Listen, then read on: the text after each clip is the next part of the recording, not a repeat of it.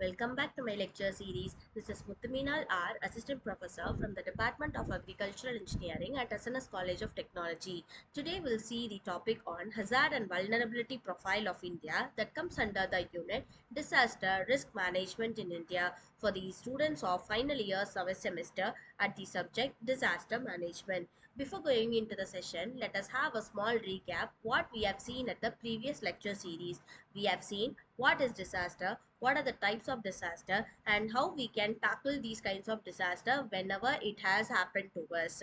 We have seen also about the disaster risk reduction methods and how the risk reduction management will help us to avoid the hazards that will happen at the near future. So to be precise, today we'll see about the hazard and vulnerability profile of India. So as you guys can see here, I have shown you an Indian map where how far the disaster happens. So it is nothing but this image shows us how we can understand the complex risk that shapes the India's disaster landscape through the comprehensive number of hazards that has happened at the previous decades.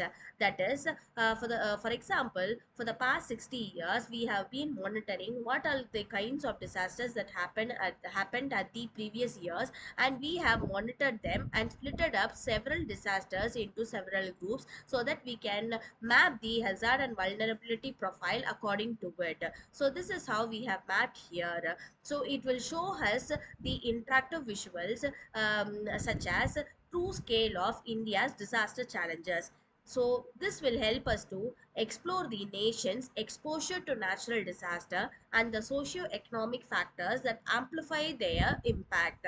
So here, as you guys can see, according to India's hazard landscape, a nation at risk, we are vulnerable to earthquakes of about 59%, and also we are vulnerable to cyclone exposed towards the coastal areas, that is of about 76%. So the number of people that have been affected due to these kinds of 50% disasters are 200 million people are affected, and this has happened due to several percentage of disasters, not only restricted to earthquake, cyclone, and also the flood prone areas.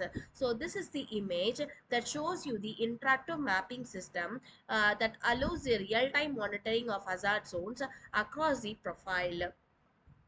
So now we will see about the earthquakes vulnerability, because the 50 percentage of the population has been affected by the earthquake as shown here. So the high risk seismic zones comes under 11 percentage of India falls under zone 4 and zone 5. The Himalayan region states maximum due to ongoing tectonic collision, yeah, that is the tectonic plates that are available under the collision of Indian and Eurasian plates. The urban cities like Delhi, Mumbai, and Kolkata faces severe risk due to dense population, aging infrastructure, and also the inadequate enforcement of building safety codes. So the historical impact that helps us in identifying the vulnerability of earthquake will be 2001 Bhuj earthquake. The magnitude of that earthquake is 7.7, which has killed 20,000 people, while it claimed 10,000 lives, highlighting the seismic devastation potentiality. So the modern seismic monitoring networks, which will help us to provide the interactive hazard maps with clickable hotspots, revealing the past earthquake impacts and current risk assessments for the vulnerable regions. So here, as far as possible, we are covering the three major disasters that gives us a majority of hazards and vulnerability. As we have already covered earthquake, now we'll see the cyclone and flood.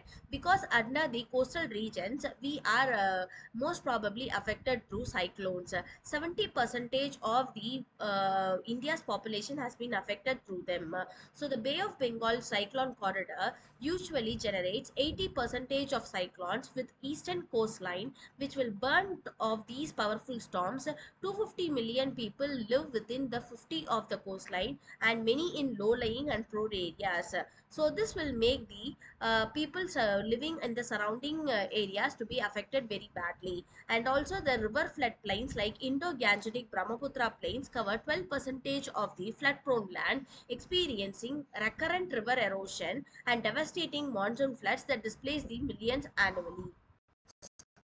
So vulnerability amplifying the disasters could be under four types. The first one is physical vulnerability. It is caused due to the pure infrastructure quality and unplanned dense settlements. Social vulnerability is the one that is caused due to the disrupted communication networks and inadequate emergency services, which will worsen the disaster response effectiveness. Isolated rural and communities often lack access to timely warnings and evacuation support system. And the third one is economic vulnerability, which is caused widespread due to poverty, which will leave the limit communities' abilities to construct resilient housing and infrastructure. Urban poor resides in hazard-prone areas due to limited housing alternatives and economic constraints. The last one is economic vulnerability. This is caused due to the extensive deforestation and wetland degradation significantly in increase due to landslide and floodlets. So the last which I am going to show you is building resilience, because we have to be very prominent in avoiding these kinds of hazards to happen in the near future. So what we have to do in the sense, we have to enhance the hazard mapping, we have to enhance the community preparedness, we have to enhance the infrastructure resilience and also the climate integrations. So this is what I have prepared for today's class. See you at the next class. If you guys have any kind of doubt or anything, you guys can ping me anytime. Thank you.